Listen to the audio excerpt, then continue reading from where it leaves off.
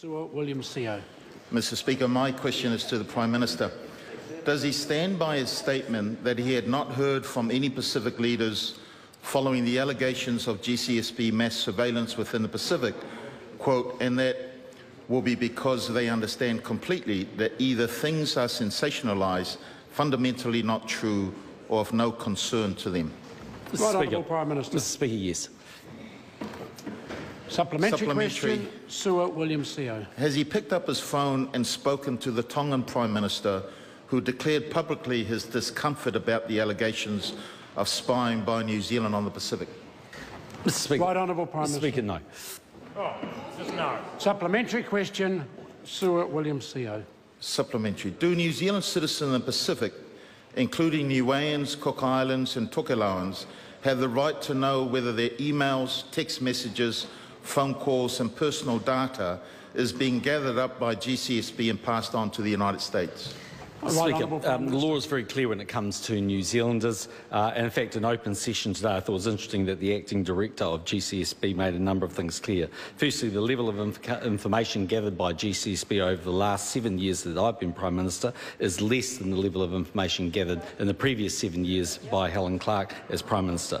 That the countries that might broadly have been places of interest have been consistent over that 14-year period, and that the level of oversight that now occurs with GCSB is much stronger under my government. That's right. Supplementary. Supplementary question, Sir William Seo.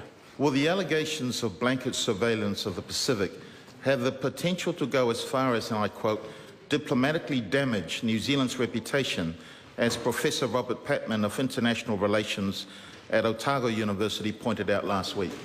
Mr. Speaker, right Honourable Prime Minister. No, because if one looks at the public comments from countries involved, or countries at least that claimed in the articles, they are, as I believe I said earlier in the week, sensationalised, fundamentally true or of no concern. I'd strongly urge the member to have a high dose of scepticism of things he reads in these particular articles.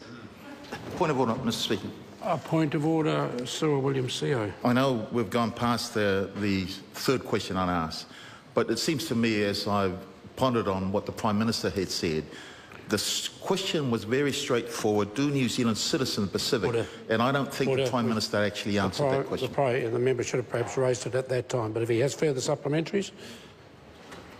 Question number 11. Supplementary. Supplementary question, Sir William Seo. Supplementary. Does he think the revelations of spying in the Pacific will comfort Pacific communities now that they know there is at least one government agency listening to them? Right Honourable Prime Minister.